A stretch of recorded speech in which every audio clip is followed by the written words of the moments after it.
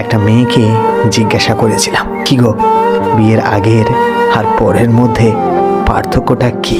মেয়েটি নির্দ্বিধায় উত্তর দিয়েছিল, বিয়ের আগে ছিলাম বাবার বাড়ির মেয়ে, আর এখন হয়েছি শ্বশুর বাড়ির বৌমা। আগে আমার মুখে সবাই খাবার তুলে দিত, আর এখন আমাকেই সবার মুখে খাবার তুলে দিতে হয়। আগে একটু ব্যথা পেলে চিল্লাচিল্লি করে সারা বাড়ি মাথায় তুলে ফেলতাম, এখন ব্যথা পেলে একটা শব্দও করি না, কারণ এখন যে আমি পরের বাড়ির বৌমা, আমার যে কোনো চেল্লাচিল্লি করা চলবে না। আগে হাসার জন্য মা আমাকে বকতো, কিরে দুষ্টু মেয়ে, সারাক্ষণ শুধু গোমরামুখ হয়ে থাকবি, একবার হাসতে পারিস না? আর এখন হাসতে গেলেই ভয় হয়, কোথায় কে কি বলে।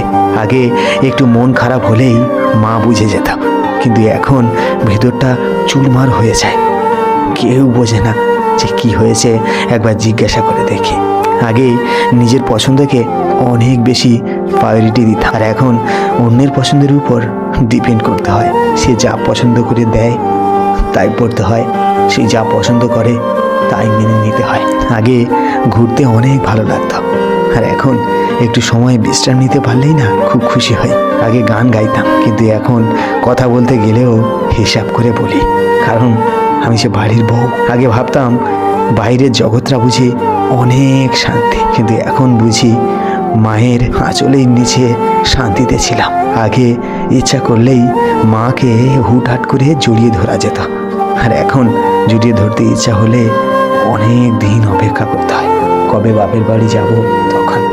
সংসার করতে এসে রুটি গোল করাটা শিখে গেছি, কিন্তু হাসতে ভুলে গেছি। সংসার করতে এসে রান্না করাটা শিখে গেছি, কিন্তু চুল বাঁধতে ভুলে গেছি। সংসার করতে এসে সবার খেয়াল রাখতে রাখতে নিজের খেয়াল রাখাটা ভুলে গেছি। সংসার করতে এসে পরিবারের মেনটেন করতে শিখে গেছি, কিন্তু নিজের পরিচালনা করা ভুলে গেছি। 24 ঘন্টা সার্ভিস দিতে গিয়ে নিজেকে আয়নার সামনে দাঁড় করাতে ভুলে গেছি। সংসার করতে গিয়ে অপর পাশের হুঙ্কার গ্রহণ করা শিখে গেছি, পাওনা হিসাবে চোখের জলই পেয়েছি। সংসার করতে গিয়ে স্বামীর পকেট সেভ করা শিখে গেছি, আর প্রাপ্য হিসাবে বিলাসিতা ভুলে গেছি। বিবাহ হলো জীবনের সবচেয়ে বড় জুয়া।